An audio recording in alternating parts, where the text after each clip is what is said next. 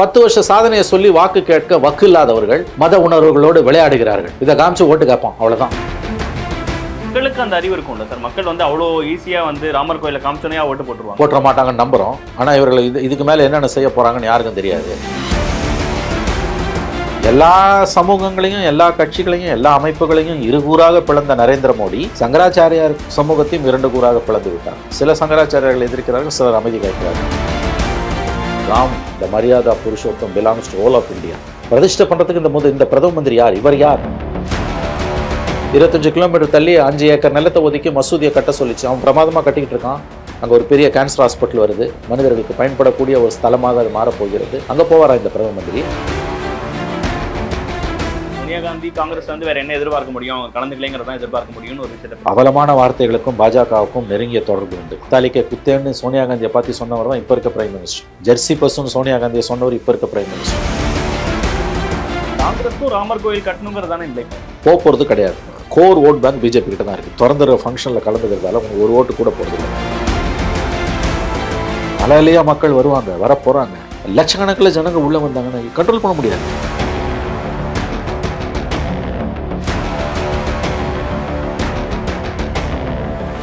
இருபத்தி 2ஆம் தேதி ராமர் கோவில் திறப்பு.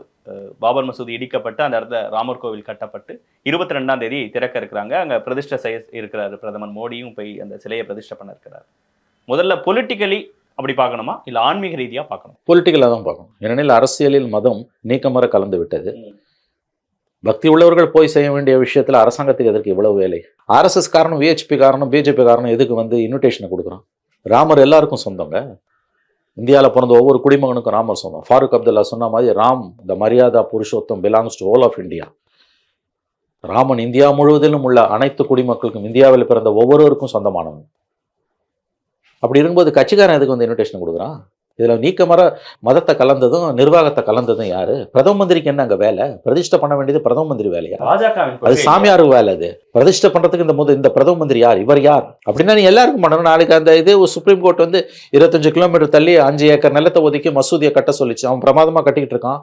அங்கே ஒரு பெரிய கேன்சர் ஹாஸ்பிட்டல் வருது. மனிதர்களுக்கு பயன்படக்கூடிய ஒரு ஸ்தலமாக அது மாறப்போகிறது. அங்கே போவாரா இந்த பிரதம மந்திரி? ஆகவே ஒரு அரசு செய்ய வேண்டிய வேலை இல்லை இது. இந்த பாஜகவோட தேர்தல் அறிக்கையிலேயே சொல்ற அளவுக்கு அவங்களுடைய செஞ்சிட்டீங்க. உண்மை, ஒத்துக்கிறேன். ஜனவரி 22 இல்லை, ஏப்ரல் 6, 1980 பிஜேபி கட்சி ஆரம்பிச்சதுலேருந்து இதுவரை நடைபெற்ற 10 மக்களவைத் தேர்தல்களில் அவங்களோட மேனிஃபெஸ்டோ எல்லாத்திலுமே நீக்கமர நிறைந்திருக்கிற 3 விஷயங்கள்: ராமர் கோயில், அயோத்தியில் ராமருக்கு கோயில், 370 நீக்கிறது, பொது சிவில் சட்டம். 2 அச்சீவ் பண்ணிட்டாங்க. ஃபைன். ஆனால் நடைமுறைன்னு வரும்போது ராஜ தர்மான்னு ஒன்று இருக்குல்ல. ஒரு ராஜா எல்லாருக்கும் தானே அவன் ராஜா. ஓட்டு போட்டவன் போடாதவன் எல்லாருக்கும். இந்துக்கள், முஸ்லிம்கள், கிறிஸ்தவர்கள், ஜைனர்கள், பார்சிகள், சீக்கியர்கள், எந்த நம்பிக்கையும் இல்லாதவர்கள் எல்லோருக்கும் தானே நீ ராஜா. அப்போ ஒரு மதத்து பின்னால் மட்டும் இவ்வளோ தூரம் போகிறது எந்த விதத்தில் நியாயம்? பண்ணிட்டீங்க, ஃபைன். உங்க அரசியல் அது. அதை வச்சு தான் ஓட்டு கேட்க போறீங்க.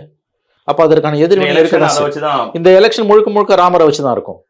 10 ஆண்டு கால சாதனைகளை சொல்லி ஓட்டு கேட்பதற்கு எந்த விதமான தடயங்களும் இவரிடம் இல்லை. எத்த சொல்லி ஓட்டு கேட்பாங்க? 14 அச்சேதின்னு சொல்லி தான் ஓட்டு கேட்டாங்க.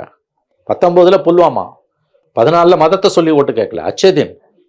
ஆண்டுதோறும் 2 கோடி வேலை வாய்ப்புகளை உருவாக்குவோம். நாங்க அரசு வேலைன்னு சொல்லல, உண்மை. 2 கோடி வேலை வாய்ப்புகளை உருவாக்கணும். நாங்க உருவாக்கிட்டானுங்களா?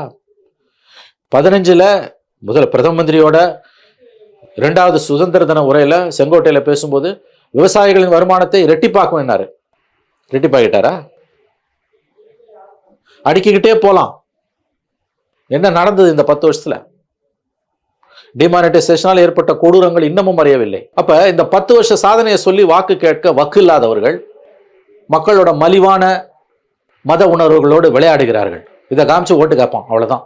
அதுவே உழுதா இல்ல பேக் ஃபயர் ஆக போதான்னு தெரியாது. மக்களுக்கு அந்த அறிவு இருக்கும்ல சார். மக்கள் அவ்வளோ ஈஸியா ராமர் கோயிலை காமிச்சோனையா ஓட்டு போட்டுருவாங்க. போட்டுற மாட்டாங்கன்னு நம்புறோம். ஆனா இவர்கள் இதுக்கு மேல என்னென்ன செய்ய போறாங்கன்னு யாருக்கும் தெரியாது. ஆனா ஒரு சொல்லேஸ் என்னன்னா, காங்கிரஸ் மறுத்துடுச்சு, போக மாட்டேன்னு சொல்லிடுச்சு. மமதா பானர்ஜி மறுத்துட்டாங்க. இடதுசாரிகள் மறுத்துட்டாங்க. பிஜேடி இப்போ பூரி ஜெகநாதருக்கு கொடுக்குற மரியாதை வந்து அயோத்தியில் இருக்க ராமருக்கு கிடைக்காதுன்னு ஒரிசால பேச ஆரம்பிச்சிட்டாங்க. ஆகவே இந்தியாவில் வந்து அப்படி பார்த்தாவே போகணும்னு நினைக்கிறவங்க போகலாம், எனக்கு கால் வலி நான் போவேனான்னு தெரியல, அவ்வளோதான். இதனால வந்து நீங்க அதெல்லாம் இந்த மாதிரி விஷயங்கள் வந்து எப்பவுமே வந்து இரு பக்கமும் கூர்மையான கத்தி போன்றது. ராமர் கோயிலுக்கான முக்கியத்துவம் என்பது இந்தியாவில் அந்த ஒரு கோயிலுக்கு மட்டும்தான் இருக்கும்னு சொல்ல முடியாது. பூரி ஜெகநாதருக்கும் இருக்கும், வெங்கடேச பெருமாள் கோயிலுக்கும் இருக்கும், பழனி முருகனுக்கும் இருக்கும். இன்னும் சொல்ல போனீங்கன்னா எல்லா இடங்களையும் அத்தகைய முக்கியத்துவம் வாய்ந்த கோயில்கள் இருக்கத்தான் செய்கின்றன. கூடுதல் முக்கியத்துவம் சொற்ப காலம் வேண்டுமான நீடிக்கும். ஆனால் இதை வைத்து பாஜக அரசியல் செய்கிறது என்பது இன்னைக்கு எல்லாருக்குமே தெரிஞ்சு போச்சு. ஏன் சங்கராச்சாரியர்கள் ஏன் எதிர்க்கிறாங்க? செக்ஷனல் சங்கராச்சாரியாஸ் எதிர்க்கிறாங்க. ஏன் முடிக்கப்படுறதுக்கு முன்னாடி சாஸ்திரப்படி அது தப்புன்றாங்க. அது எந்த அளவு உண்மை போயின்னு தெரியாது. அந்த ஆங்கிள் நான் பெருசா கூட பேச விரும்பல. பட் எல்லா சமூகங்களையும், எல்லா கட்சிகளையும், எல்லா அமைப்புகளையும் இருகூறாக பிளந்த நரேந்திர மோடி சங்கராச்சாரியார் சமூகத்தையும் 2 கூறாக பிளந்து விட்டார். சில சங்கராச்சாரியர்கள் எதிர்க்கிறார்கள், சிலர் அமைதி காக்கிறார்கள். அவர்கள் சொல்லக்கூடிய சில வாதங்கள் சுவாரஸ்யமாக இருக்கின்றன. கட்டி முடிக்கப்படாத கோயில்களுக்கு கும்பாபிஷேகமோ திறப்பு விழாக்களோ நடக்கக்கூடாது என்று அவர்கள் சாஸ்திரப்படி கூறுகிறார்கள். எனக்கு சாஸ்திரம் தெரியாது, அதனால அதுல நான் வந்து பெரிய அளவுல ஏன் சார் அவசரப்படுறாங்க? கட்டி முடிச்சுட்டு இல்ல, கண்டிப்பா எலெக்ஷன் மனசுல வச்சுதான். சாஸ்திரம் என்ன சொல்லுதுன்றத பத்தி நமக்கு தெரியாது, உண்மையிலே எனக்கு தெரியாது, உங்களுக்கு தெரிந்திருக்கலாம். நான் சொல்ல வருது, கட்டி முடிக்கப்படாத ஒரு கோயிலுக்கு இவ்வளவு முக்கியத்துவம் எதற்கு? பாதுகாப்பு காரணப்படி பார்த்தாலே அது ரொம்ப ஆபத்தானது. முழுவதும் கட்டி முடிக்கப்படாத ஒரு கோயிலுக்குள்ள நீங்க 3 ஏக்கர் 3000 பேர் கிட்டத்தட்ட 3 ஏக்கர் நினைக்கிறேன் அந்த இடம். அதற்குள்ள நீங்க கட்டி முடிக்கப்படாமல் கட்டுமான பணிகள் பாதியில் இருக்கக்கூடிய இடத்துல பிரதம மந்திரியும் கலந்து கொள்கிறார், கூட்டம் நிறைய வரும்னு எதிர்பார்க்கிறாங்க போது இவையெல்லாம் பாதுகாப்பு காரணங்கள் கருதி அது மறுபரிசீலனைக்கு உட்படுத்தப்பட வேண்டும். ஏன்னா பிரதமரின் பாதுகாப்பு ஆகட்டும் அல்லது வரக்கூடிய பக்தர்களின் பாதுகாப்பு ஆகட்டும், அதில் எந்த காம்ப்ரமைஸும் இருக்க முடியாது இல்லையா? There is no compromise. Prime minister security, prime minister safety is utmost. அதே மாதிரி வரக்கூடிய பக்தர்களின் பாதுகாப்பும் வந்து அட்மோஸ்ட் கூடுதல் கவனம் செலுத்தப்பட வேண்டியது. அப்போ கட்டி முடிக்கப்படாத ஒரு கட்டிடத்திற்குள் பெருந்திரளாக மக்கள் கூடுவார்கள்.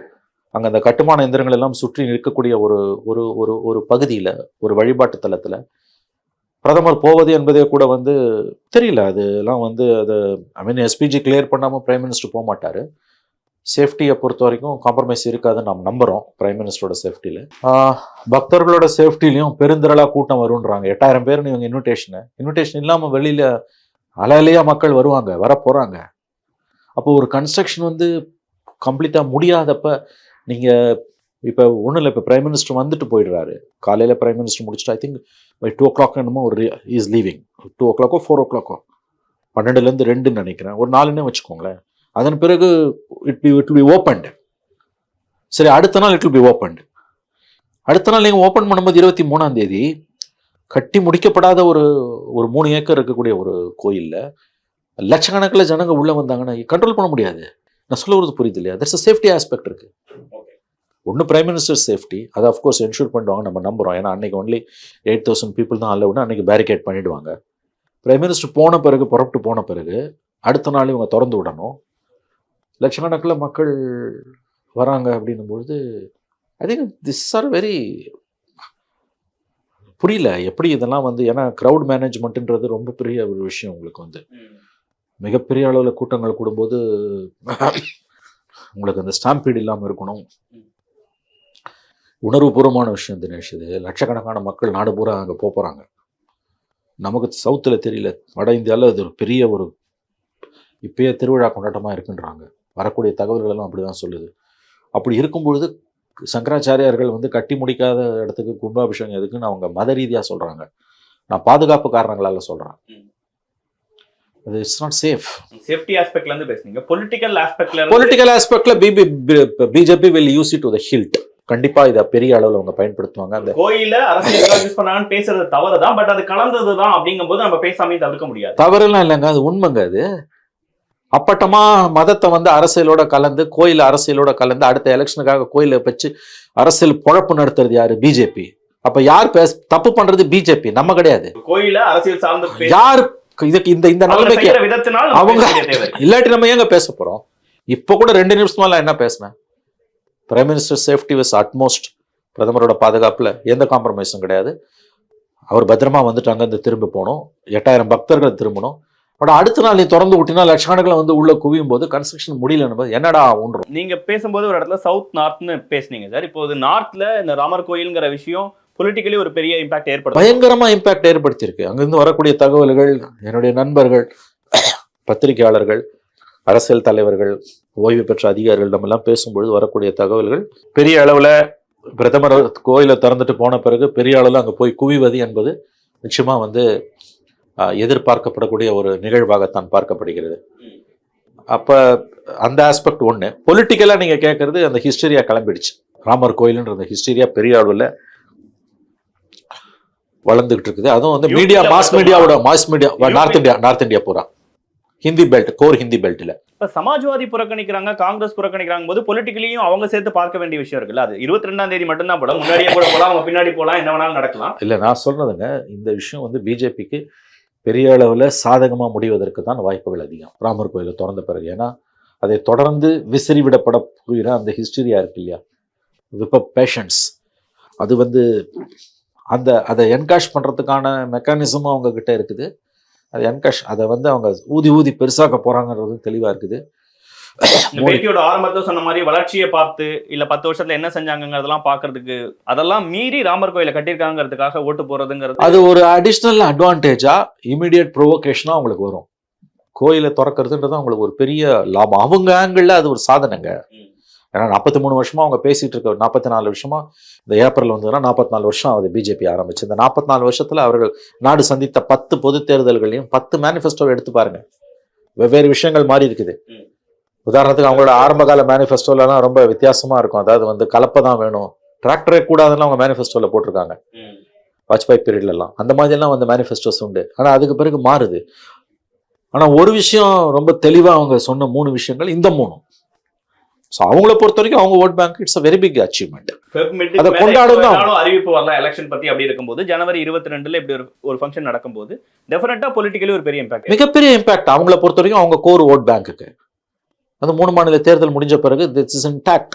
டெஃபினட்டா அவங்களுக்கு ஒரு பெரிய அட்வான்டேஜ். அந்த சமாஜ்வாதி வைஸ் டெசிஷனா சார்? இல்ல அவங்கள பொறுத்த வரைக்கும் அது வைஸ் டெசிஷன். ஏன்னா அவங்க கோயிலுக்கு போனாங்கன்னா ஒரு ஓட்டு கூட அந்த ஹிந்துஸ் ஓட்டு அவங்களுக்கு விழ போறது கிடையாது.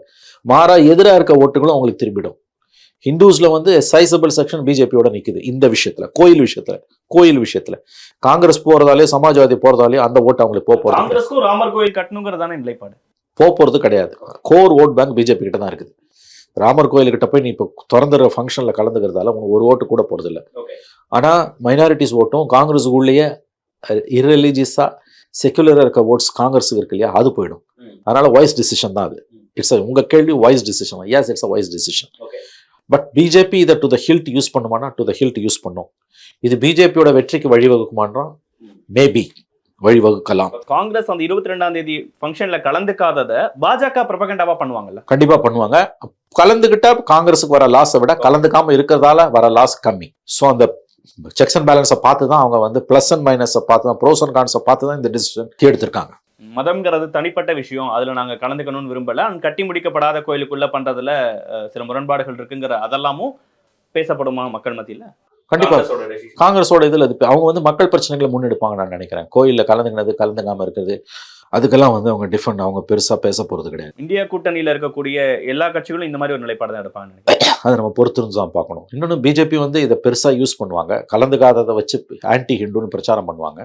ஆனா அரசாங்கத்தோட தோல்விகளை இவங்க பெரிய அளவில் பேசும்போது ஒரு கட்டத்துக்கு மேலே பிஜேபி அதற்கு பதில் சொல்ல வேண்டிய நிலை வரும். வெறும் கோயிலை மட்டும் வச்சு பிஜேபி ஜெயிச்சிட முடியாது, நான் அப்படி சொல்லலை. ஆனா அவங்க ஜெயிப்பதற்கு அது ஒரு மேஜர் கான்ட்ரிபியூட்டர் ஃபேக்டரா இருப்பதற்கு வாய்ப்புகள் மிக மிக அதிகம். ஆல்ரெடி ஸ்மிருதி இரானி பேசுறாங்க, சோனியா காந்தி காங்கிரஸ் வேற என்ன எதிர்பார்க்க முடியும், அவங்க கலந்துக்கலைங்கிறத எதிர்பார்க்க முடியும்னு ஒரு விஷயத்தை. ஆமா, அது இத்தாலிக்காரின்வாங்க, கிறிஸ்துவச்சின்வாங்க, எல்லா அட்டூழியத்தையும் பண்ணுவாங்க. அவலமான வார்த்தைகளுக்கும் பாஜகவுக்கும் நெருங்கிய தொடர்பு உண்டு. இத்தாலிக்கே குத்தேன்னு சோனியா காந்தியை பார்த்து சொன்னவர் தான் இப்ப இருக்க பிரைம் மினிஸ்டர். ஜெர்சி பஸ்ஸுன்னு சோனியா காந்தியை சொன்னவர் இப்ப இருக்க பிரைம் மினிஸ்டர். ஆகவே பிஜேபி கிட்ட இருந்து நீங்க நாகரிகமான வார்த்தைகளை எதிர்பார்க்க முடியாது. கலந்துக்கிட்டாலும் திட்டுவானுங்க, கலந்துக்கலன்னா அதிகமாக திட்டுவாங்க. காங்கிரஸோட ஓட் பேங்கை பொறுத்த வரைக்கும் கலந்துக்காமல் இருக்கிறதால தான் அவங்களுக்கு ஓட்ஸ் கூடுமே ஒழிய கலந்துக்கிறதால கூட போகிறது கிடையாது. ஏன்னா அந்த கலந்துக்கிறதால வரக்கூடிய வாக்கு வங்கின்னு நினைக்கக்கூடியது ஆல்ரெடி பிஜேபி கிட்ட இருக்குது. அவன் என்ன பண்ணாலும் காங்கிரஸுக்கும் சமாஜ்வாதி பார்ட்டிக்கும் மம்தாவுக்கு ஓட்டு போட போகிறது கிடையாது. அதாவது மத ரீதியாக ஹிந்துத்வாவோடு நீக்கமாக நிறைந்திருக்க கம்யூனல் ஹிந்து அவன் ஒருபோதும் காங்கிரஸுக்கோ சமாஜ்வாதிக்கோ மமதாக்கோ சரத் பவாருக்கோ போட மாட்டான்.